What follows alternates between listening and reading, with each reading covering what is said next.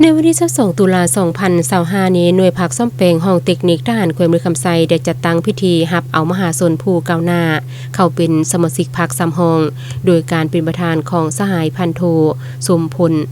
ศูนย์ดารา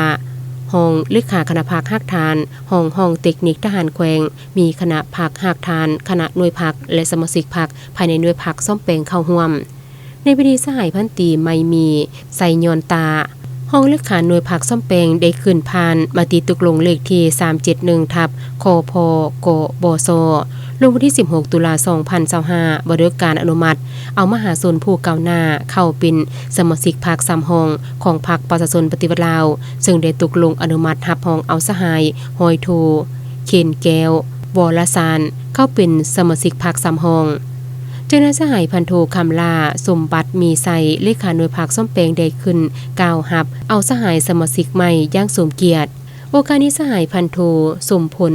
ศูนย์ดารายังได้ผ่านกฎระเบียบพรรคประชาชนปฏิวัติลาวซึ่งได้ยกให้เห็นบรรดาเนื้อในพื้นฐานเกี่ยวกับพรรคประชาชนปฏิวัติลาวเป็นต้นแม่นได้ยกให้เห็นเกี่ยวกับหน้าที่ของสมาชิกพรรคสิทธิ์ของสมาชิกพรรคซ้ำห้อง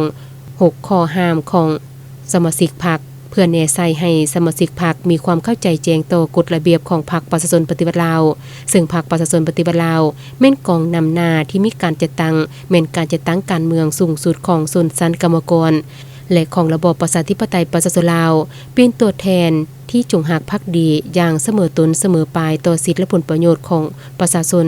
เป็นตัวแทนที่จงรักภักดีอย่างเสมอตนเสมอปลายต่อสิทธิและผลประโยชน์ของชนชั้นกรรมกรสาวพกแห่งงานลาวบดาเผาและของศาสตร์ลาวทั้งหมด